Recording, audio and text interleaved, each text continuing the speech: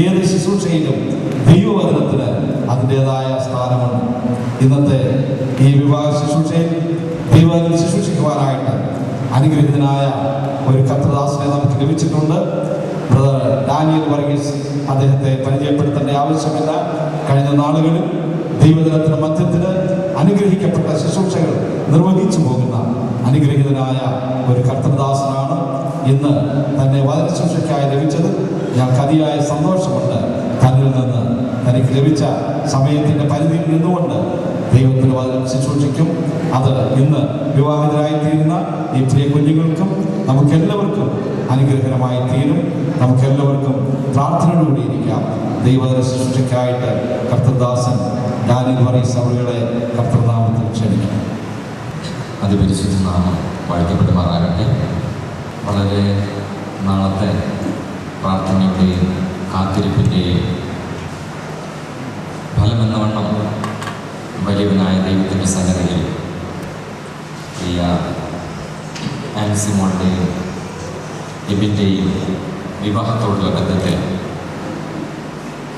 നമുക്ക് ഒരുമിച്ച് ഇങ്ങനെ കൂടി വരുവാൻ ദൈവം കൃപ ചെയ്തവർക്ക് ഞാൻ ദൈവത്തെ സ്തുതിക്കുന്നു.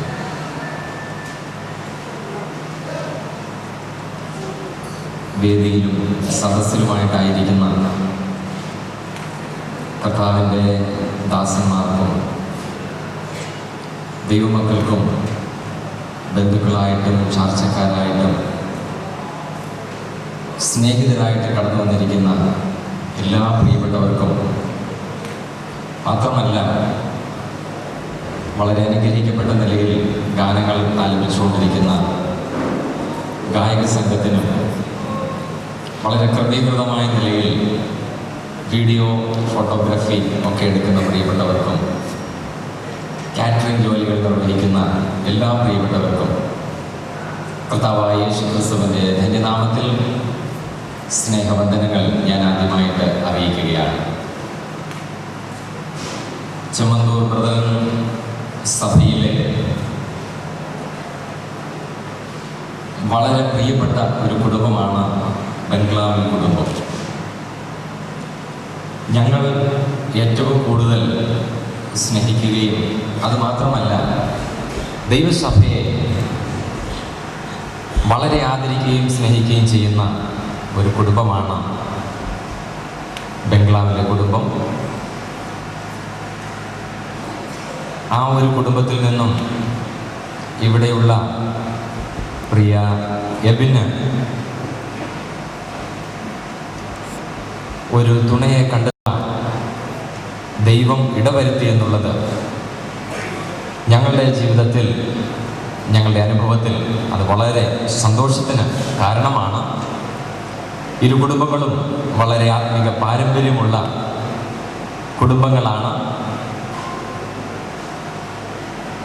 ബംഗ്ലാവിലെ കുടുംബത്തിലെ പ്രിയപ്പെട്ടവർ കർത്താവിൻ്റെ ഭാഗത്തേക്ക് വരുവാനും ആത്മീക പക്വതയിലേക്ക് അവരെ നടത്തുവാനും ദൈവം ഉപയോഗിച്ച ഒരു കർത്തൃദാസൻ ഇവിടെയുണ്ട്, പ്രിയ കുഞ്ഞുമോൻ ചായൻ.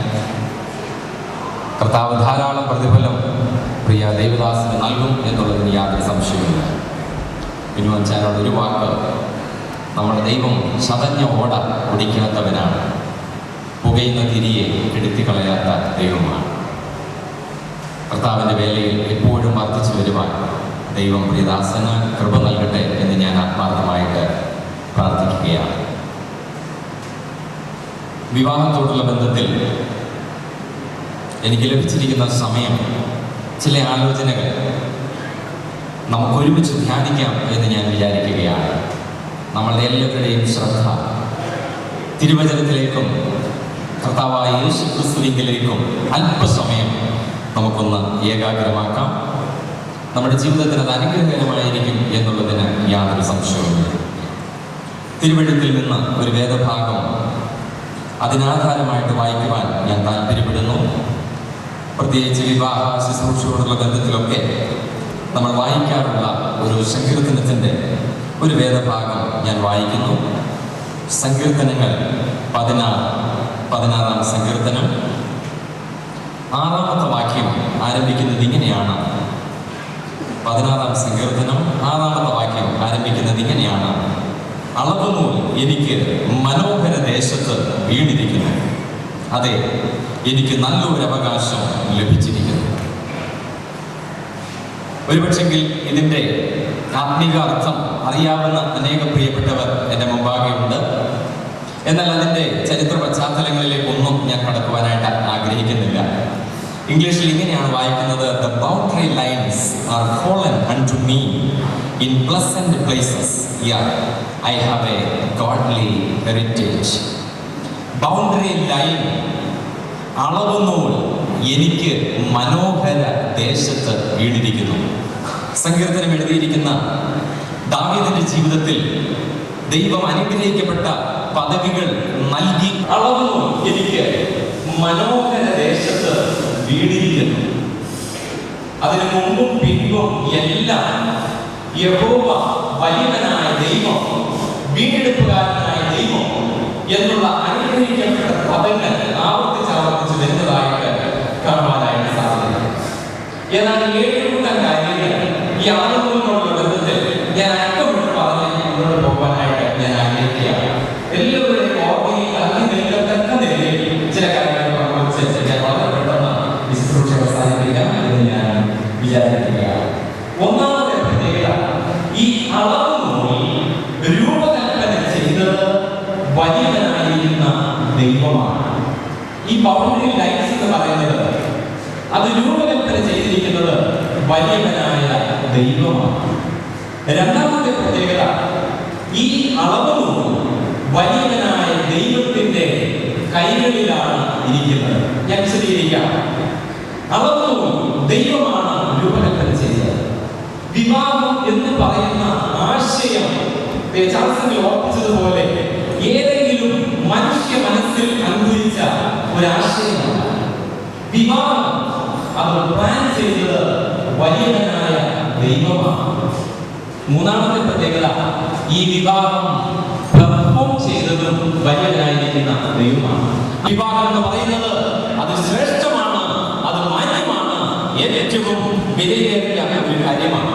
ത്രിയേക ദൈവമാണ് വിവാഹത്തെ ആലോചിച്ച് കൂട്ടിയോജിപ്പിച്ച് വെച്ചിരിക്കുന്നത്. വലിയവനായ ദൈവം, ത്രിയേക ദൈവത്തിൽ പിതാവായ ദൈവം എസ്റ്റാബ്ലിഷ് ചെയ്ത വിവാഹത്തെ നമ്മുടെ വാഴ്ത്തപ്പെട്ട കർത്താവായ യേശുക്രിസ്തു സുവിശേഷങ്ങളിലൂടെ അത് കമന്റ് ചെയ്യുകയായിരുന്നു, അത് അരക്കിട്ട് ഉറപ്പിക്കുകയായിരുന്നു. നമ്മൾ സുവിശേഷങ്ങൾ വായിക്കുമ്പോൾ ആ കാര്യം നമുക്ക് വളരെ വ്യക്തമായിട്ട് മനസ്സിലാക്കാനായിട്ട് സാധിക്കും. അപ്പോസ്തലനായ പൗലോസിനെ പോലെയുള്ള ദൈവദാസന്മാർ ലേഖനങ്ങളിലൂടെ വിവാഹ ജീവിതത്തിന്റെ പ്രാധാന്യത്തെക്കുറിച്ചും വിവാഹത്തെക്കുറിച്ചും നമുക്ക് വായിക്കാനായിട്ട് സാധിക്കുന്നുണ്ട്. പരിശുദ്ധാത്മാവായ ദൈവം ലേഖനങ്ങളിലൂടെ വിവാഹത്തെ എൻകറേജ് ചെയ്തിട്ടുണ്ട്, അതിനെ ഏറ്റവും കൂടുതൽ പ്രോത്സാഹിപ്പിച്ചിട്ടുണ്ട് എന്ന് നമുക്ക് മനസ്സിലാക്കാനായിട്ട് സാധിക്കുന്ന ഒരു കാര്യമാണ്. രണ്ടാമത്തെ പ്രത്യേകത, ഈ അളവുകൾ എന്ന് പറയുന്നത് അത് ദൈവത്തിന്റെ കയ്യിലാണ് ഇരിക്കുന്നത്. ഒന്ന് രണ്ട് വേദഭാഗങ്ങളിൽ നമ്മൾ വായിക്കുന്നത് ഇങ്ങനെയാണ്: ഞാൻ അവന് തക്കതായ ഒരു തുണയുണ്ടാക്കി കൊടുക്കും. ഞാൻ അവന്. അത് കഴിഞ്ഞിട്ട് ആദാം പറയുന്ന ഒരു കാര്യമുണ്ട്, നീ തന്ന സ്ത്രീ. ഒരു കാര്യം പറയാനായിട്ട് ആഗ്രഹിക്കുന്നു. എന്റെ മോന് ഇപ്പോൾ 4ാം ക്ലാസ്സിലാണ് പഠിക്കുന്നത്. അവൻ 3ാം ക്ലാസ്സിൽ പഠിച്ചുകൊണ്ടിരുന്ന സമയത്ത് ഒരു ദിവസം അവൻ സ്കൂളിൽ നിന്ന് അവൻ വീട്ടിലേക്ക് വന്നിട്ട് ഞങ്ങൾ വളരെ സൗഹൃദമായിട്ട് കുറച്ചു നേരം സംസാരിക്കാറുണ്ട്. അദ്ദേഹത്തിന് പറഞ്ഞു, എൻ്റെ അടുത്ത് പറഞ്ഞൊരു കാര്യം ഇങ്ങനെയാണ്: പപ്പ, എനിക്കൊരു കാര്യം പപ്പായോട് പറയണം. ഞാൻ പറഞ്ഞു എന്താ സംഗതി പപ്പ? അത് ഞാൻ എങ്ങനെയാ പപ്പായോട് പറയുന്നേ? എനിക്ക് നാണമാകാതെ പറയാമെന്ന് പറഞ്ഞു. ഞാൻ പറഞ്ഞു, കുഴപ്പമില്ല മോനെ, മോൻ ധൈര്യത്തെ പറ. എന്നാലും വേണ്ട, എനിക്ക് പറയാൻ ഒക്കത്തില്ല. ഞാൻ പറഞ്ഞു, മോനെ നീ ധൈര്യത്തോടെ പറ, എന്താ സംഭവിച്ചത് എന്താണ്? അപ്പൊ പറഞ്ഞു, എൻ്റെ ക്ലാസ്സിൽ പഠിക്കുന്ന എൻ്റെ ഒരു കൂട്ടുകാരൻ ആ ക്ലാസ്സിലെ തന്നെ പെങ്കൊച്ചിന് ഒരു കത്ത് കൊടുത്തു എന്ന് പറഞ്ഞു. ഞാൻ വിചാരിച്ചു, എൻ്റെ ദൈവമേ, 3ാം ക്ലാസ്സിൽ പഠിക്കുന്ന ഒരു കുട്ടി ചെയ്ത ഒരു കാര്യം. ഞാൻ വിചാരിച്ചു അത്രേ ഉള്ളല്ലോ, കുഴപ്പമില്ല. അത് കഴിഞ്ഞിട്ട് എൻ്റെ മോൻ ഇപ്രകാരം പറഞ്ഞേ, പപ്പായ്ക്ക് അറിയാമോ അതിനകത്ത് എന്താ അവൻ എഴുതിയെന്ന് അറിയാമോ എന്ന് ചോദിച്ചു. ഞാൻ പറഞ്ഞില്ല. അയ്യോ, ഞാനത് പറയത്തില്ല, പപ്പായുടെ എങ്ങനെയാണെന്ന് പറയുന്നത്. അവനൊക്കെ ഭയങ്കര നാണമായി. അവൻ എഴുതിയിരിക്കുന്ന ഇങ്ങനെയാണ്: എനിക്ക് നിന്നെ കല്യാണം കഴിക്കാൻ താല്പര്യമുണ്ട്. ഇവനത് കൃത്യമായിട്ട് എഴുതാൻ അറിയാമോ എന്ന് എനിക്ക് അറിയത്തില്ല. അവൻ ചില അക്ഷരങ്ങൾ മാത്രമാണ് കുറിച്ച് അങ്ങോട്ട് കൈമാറിയത്. പ്രിയമുള്ളവരെ, ആ കുട്ടിയെ കുറ്റം പറഞ്ഞിട്ട് കാര്യമില്ല. മണക്ക് കൺവെൻഷന് പോയാലും കുട്ടനാട് കൺവെൻഷന് പോയാലും നമ്മൾ ഒരു അളവുനൂലും കൊണ്ട് അവിടേക്ക് പോകുന്നത്. എന്റെ കുഞ്ഞിന്, എന്റെ കുട്ടിക്ക്, അല്ലെങ്കിൽ എന്റെ ആൺകുട്ടിക്ക്, എന്റെ പെൺകുട്ടിക്ക് ഒരു വിവാഹം നടക്കണം. യോഗ്യനായ ഒരു പെൺകുട്ടിയെ, അല്ലെങ്കിൽ യോഗ്യയായ ഒരു പെൺകുട്ടിയെ, യോഗ്യനായ ഒരു പുരുഷനെ കണ്ടെത്തുവാനായിട്ട് ഞാനും നിങ്ങളും ബന്ധം കൊണ്ട് നടക്കുകയാണ്. എന്റെ മുമ്പാകെ ഇരിക്കുന്ന മാതാപിതാക്കൾ അവരവരുടെ കുഞ്ഞുങ്ങളുടെ വിവാഹത്തോടുള്ള ബന്ധത്തിൽ അവർ എത്രയോ ഭാരപ്പെടുന്നുണ്ട്, എത്രയോ പ്രയാസപ്പെടുന്നുണ്ട്. ഞാനൊരു കാര്യം പറയാനായിട്ട് ആഗ്രഹിക്കുകയാണ്: ഈ അളവും ദൈവത്തിന്റെ കയ്യിലാണ്. ആദാമിനെ ഉറക്കിയിട്ട് ദൈവം പറഞ്ഞ കാര്യമുണ്ടല്ലോ, ഞാൻ അവന് തക്കതായ ഒരു തുണയെ ഉണ്ടാക്കി കൊടുക്കുന്നു. ദൈവമാണ് ഈ വ്യവസ്ഥ വെച്ചതെങ്കിൽ ദൈവം നമുക്ക് തരുന്ന അനുഗ്രഹിക്കപ്പെട്ട ഒരു കാര്യമാണ്. ഒരു പക്ഷേ മാനുഷിക ബുദ്ധിയിൽ ഞാൻ നിങ്ങളും പല അളവുനൂലുകളും പിടിച്ചുകൊണ്ട് യാത്ര ചെയ്യുന്നവരാണ്.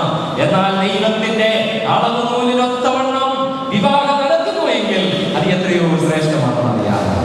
ഈ അളവുനൂലിന്റെ അടുത്ത പ്രത്യേകത എന്ന് പറയുന്നത്, അളവുനൂൽ വീഴുന്നത് തക്ക സമയത്തായിരിക്കും. ഞാൻ നിങ്ങളെ ദൈവത്തോട് പരാതി പറഞ്ഞിട്ടുണ്ട്, എന്തുകൊണ്ട് കർത്താവേ ഞങ്ങളുടെ മക്കളുടെ വിവാഹം ഇത്രത്തോളം താമസിക്കുന്നു? ദൈവത്തോട് പരാതി പറഞ്ഞിട്ടുണ്ട്. എന്നാൽ ദൈവത്തിന് തെറ്റുപറ്റുകയില്ല. ദൈവം അളവുനൂൽ ഇടുന്നത് തക്ക സമയത്തായിരിക്കും. അത് മാത്രമല്ല, ഈ അളവുനൂലിന്റെ അടുത്ത പ്രത്യേകത എന്ന് പറയുന്നത്, ആ അളവുനൂൽ വീഴുന്നത് തക്ക സ്ഥലത്തുമായിരിക്കും. യാതൊരു സംശയവുമില്ല. പ്രിയാൻസിയുടെയും യബിന്റെയും അവരുടെ മുഖത്തോട്ട് നോക്കിക്കഴിഞ്ഞാൽ, അവരുടെ മാതാപിതാക്കളുടെ മുഖത്തോട്ട് നോക്കിക്കഴിഞ്ഞാൽ വളരെ ഒരു സംതൃപ്തി നമുക്ക് കാണാനായിട്ട് സാധിക്കും. അളവുനൂൽ മനോഹര ദേശത്ത് വീണിരിക്കുന്നു. നമ്മുടെ ജീവിതത്തിൽ ഒരിക്കലും പ്രതീക്ഷിക്കാത്ത ദൈവം കൊടുക്കുന്ന അനുഗ്രഹങ്ങൾ അത് എത്രയോ വലുതാണ്, അത് എത്രയോ ശ്രേഷ്ഠമാണ്. ഈ അളവുനൂലിന്റെ അടുത്തൊരു പ്രത്യേകത എന്താണെന്ന് അറിയാമോ? Once it is fallen, it is fallen forever. ഒരിക്കൽ അളവുനൂൽ ദൈവം ഇട്ട് കഴിഞ്ഞാൽ ആ അളവുനൂല് അത് എന്നേക്കുമുള്ളതാണ്. ഒരിക്കലും അതിന് യാതൊരു മാറ്റവും വരുത്താനായിട്ട് പാടില്ല. ദൈവം യോജിപ്പിച്ചതിനെ മനുഷ്യൻ വേർതിരിക്കുവാനായിട്ട് പാടില്ല. പണ്ട് യഹൂദന്മാരുടെ വിവാഹം അത് നടന്നു കഴിഞ്ഞതിന് ശേഷം ആ വിവാഹം നടത്തുന്ന ദൈവദാസൻ ഒരു ഗ്ലാസ് ടെംപ്ലർ അദ്ദേഹത്തിന്റെ കയ്യിലേക്ക് ഉയർത്തിയിട്ട് അദ്ദേഹം അത് തറയിലേക്ക് ഇട്ട് അത് പൊട്ടിച്ച് അവരെ കാണിക്കും. തകർന്ന് തരിപ്പണമായി കിടക്കുന്ന ആ ഗ്ലാസ് ചില്ലുകളെ നോക്കിയിട്ട് അവരോട് പറയും, ഇത് തകർന്നു പോയാൽ പിന്നീട് അത് മെനയുവാൻ വളരെ പ്രയാസമാണ്. ഒരിക്കൽ യോജിപ്പിച്ചു കഴിഞ്ഞാൽ, ഒരിക്കൽ അവരൊരുമിച്ച് തീരുമാനമെടുത്തു കഴിഞ്ഞാൽ ഇറ്റ് ഈസ് ഫോർ എവർ. കുടുംബജീവിതം എന്ന് പറയുന്നത് അത് പകുതിക്ക് ഇട്ടേച്ച് പോകാനുള്ളതല്ല. സൗന്ദര്യം നഷ്ടപ്പെട്ടാൽ, നമ്മുടെ ജീവിതത്തിൽ രോഗങ്ങൾ വന്നാൽ, ദുഃഖങ്ങൾ വന്നാൽ, വേദനകൾ വന്നാൽ, പ്രയാസങ്ങൾ വന്നാൽ നമുക്കൊരു കർത്താവുണ്ട്. ഈ അളവ് നൂൽ എനിക്ക് തന്നത് എൻ്റെ കർത്താവാണ്. ഈ അളവ് നൂലിൻ്റെ അടുത്തൊരു പ്രത്യേകത, എൻ്റെ ദൈവത്തിന് ഒരിക്കലും തെറ്റുപറ്റിയില്ല. അളവ് നൂൽ മനോഹര ദേശത്ത് തരാൻ ഈ കർത്താവിന് കഴിവുണ്ടായെങ്കിൽ ആ കർത്താവിനെ ജീവിതത്തിൻ്റെ അന്ത്യം വരെയും പരിപാലിപ്പാൻ ഈ ദൈവം ശക്തനാണ്. ഈ ദൈവത്തോട് എനിക്ക് 3 ഉത്തരവാദിത്തങ്ങളുണ്ട്. ഈ സങ്കീർത്തനത്തിൽ നിന്നും 3 ഉത്തരവാദിത്തങ്ങൾ. 7-ാമത്തെ വാക്യം, 8-ാമത്തെ വാക്യം, 9-ാമത്തെ വാക്യം. 1-ാമത്തെ പ്രിയ സഹോദരന്റെയും സഹോദരിയുടെയും ഉത്തരവാദിത്വം, വിവാഹ ജീവിതം കഴിഞ്ഞ നമ്മളുടെ ഓരോരുത്തരുടെയും ഉത്തരവാദിത്വം. I will price that God. എനിക്ക് ബുദ്ധി ഉപദേശിച്ചു തന്ന യഹോവയെ ഞാൻ വാഴ്ത്തും. ദൈവം സ്ഥാപിച്ചിരിക്കുന്ന ഈ കുടുംബജീവിതത്തിലൂടെ ദൈവം ഉദ്ദേശിക്കുന്ന ഏറ്റവും വലിയ കാര്യം, ഞങ്ങൾ കുടുംബമായി യഹോവയെ മഹത്വപ്പെടുത്തും, യഹോവയെ ആരാധിക്കും. 3 കാര്യങ്ങൾക്ക് വേണ്ടിയാണ് ദൈവം കുടുംബം സ്ഥാപിച്ചത്. 1, ജോലി ചെയ്യുവാൻ. 2, കർത്താവിനെ ആരാധിക്കുവാൻ. 3, കർത്താവിനെ സാക്ഷിക്കുവാൻ. For work, for worship and for witness. ഈ 3 കാര്യങ്ങൾക്ക് വേണ്ടിയാണ് ദൈവം നമുക്ക് കുടുംബജീവിതം തന്നിരിക്കുന്നത്. നമ്മൾ ജോലി ചെയ്യണം, അധ്വാനിക്കണം, കാശുണ്ടാക്കണം. ഒരു കാര്യം മറക്കരുത്, പാവപ്പെട്ടവരെ നിങ്ങൾ സഹായിക്കണം, ദരിദ്രരെ നിങ്ങൾ സഹായിക്കണം. കുടുംബജീവിതത്തിലേക്ക് പ്രവേശിക്കുവാൻ അവർക്ക് ആഗ്രഹമില്ലാഞ്ഞിട്ടല്ല, അവർക്ക് ആലോചനകൾ വരാഞ്ഞിട്ടല്ല. ഒരു പക്ഷെങ്കിൽ പണമില്ലാതെ ഭാരപ്പെടുന്ന അനേക പ്രിയപ്പെട്ടവർ നമ്മുടെ ഓരോരുത്തരുടെയും സ്ഥലസഭകളിൽ കണ്ടെന്ന് വന്നേക്കാം. അവരെ നിങ്ങൾ സഹായിക്കണം. അതിഥി സൽക്കാരം ചെയ്യുവാൻ, കർത്താവിനെ മഹത്വപ്പെടുത്തുവാൻ നമ്മൾ അധ്വാനിക്കുക. 2, കർത്താവിനെ ആരാധിക്കുക. 3, കർത്താവിനെ സാക്ഷിക്കുക. ഒരു കുടുംബം എന്നോട് സുവിശേഷം പറഞ്ഞതുകൊണ്ട് എനിക്ക് കർത്താവിന്റെ സന്നിധിയിൽ നിൽക്കാനായിട്ട് സാധിക്കുന്നു. നിങ്ങൾ കർത്താവിനെ സാക്ഷിക്കുന്നവരായിരിക്കണം നിങ്ങൾ ഇവിടെ പോയാൽ. 2-ാമത്തെ നിങ്ങളുടെ ഉത്തരവാദിത്വം, I have set the Lord always before me. ഞാൻ യഹോവയെ എപ്പോഴും എൻ്റെ മുമ്പിൽ വെച്ചിരിക്കുന്നു. കർത്താവിനെ എപ്പോഴും നമ്മുടെ മുമ്പിൽ വെച്ചിരിക്കുന്നു എങ്കിൽ നമ്മുടെ കുടുംബജീവിതത്തിൽ ഒരു പ്രശ്നങ്ങൾ ഉണ്ടാവുകയില്ല. കുടുംബജീവിതത്തിൽ നിങ്ങൾ ഓർത്തിരിക്കേണ്ട ഏറ്റവും പ്രധാനപ്പെട്ട കാര്യം ഇവനോട് ഞാൻ പറയുകയാണ്. 3 കാര്യങ്ങൾ ഇവന്റെ ജീവിതത്തിൽ ഓർത്തിരിക്കുക. 1, love your wife. 2, love your wife. 3, love your wife. ഇതിനപ്പുറമായിട്ട് എനിക്കൊന്നും പറയാൻ പറ്റില്ല. അതിൻ്റെ കാരണം ഇതാണ്, ഇതൊന്നേ ഉള്ളൂ. ഇതൊന്നുകൊണ്ട് മാത്രം കുടുംബജീവിതം മുന്നോട്ട് കെട്ടിപ്പടുക്കാനായിട്ട് സാധിക്കും. ആൻസിയോട് എനിക്ക് പറയാനുള്ള 3 കാര്യങ്ങളായി. Submit. 2, submit. 3, submit. Nothing else. അപ്പോൾ ഒരു സംശയം വന്നേക്കാം, ആരാണ് ഇതിൽ ആദ്യം ചെയ്യേണ്ടത്? എന്നെ സ്നേഹിച്ചാൽ ഞാൻ കീഴടങ്ങും, കീഴടങ്ങിയാൽ ഞാൻ സ്നേഹിക്കും. നോ, ഒരു മത്സര ബുദ്ധിയാണെന്നോണം 2 പേരും ഇതിൽ ശ്രമിക്കുക. കർത്താവ് നമ്മളെ സഹായിക്കട്ടെ. 3-ാമത്തെ പ്രത്യേകത, അവൻ എൻ്റെ വലത്ത് ഭാഗത്തുള്ളത് കൊണ്ട് ഞാനൊരു നാളും കുലുങ്ങി പോകയില്ല.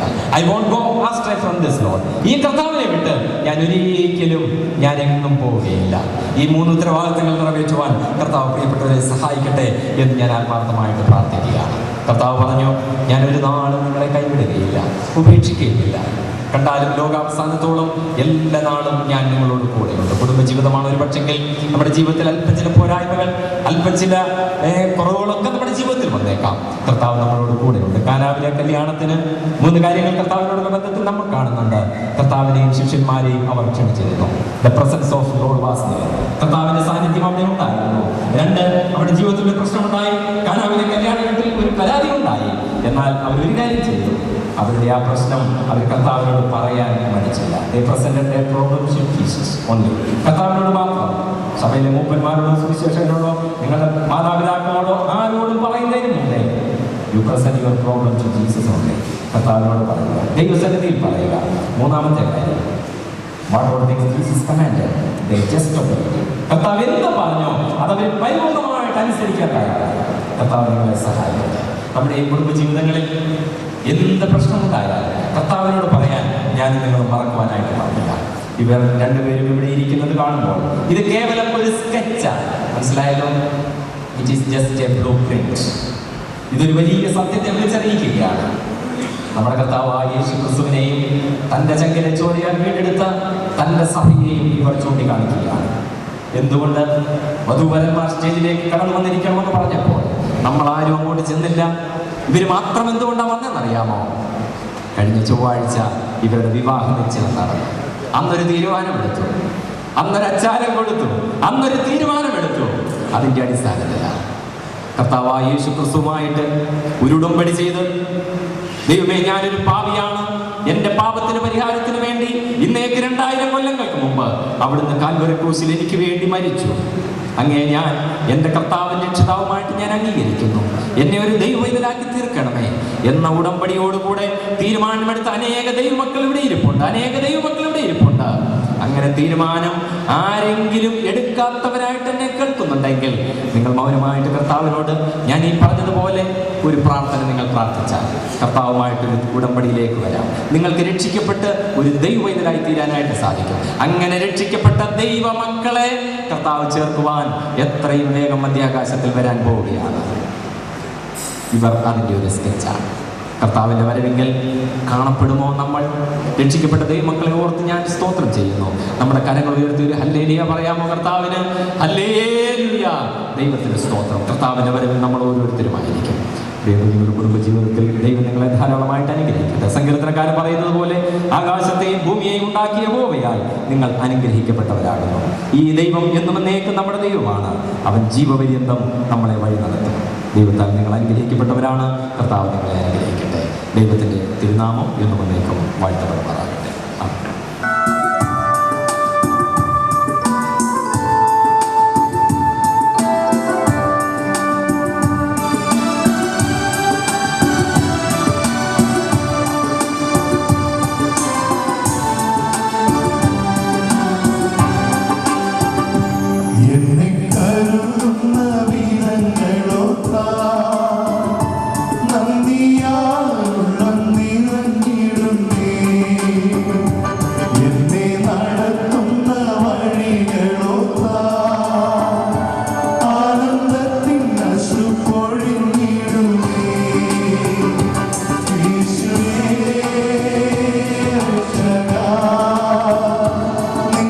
Yeah.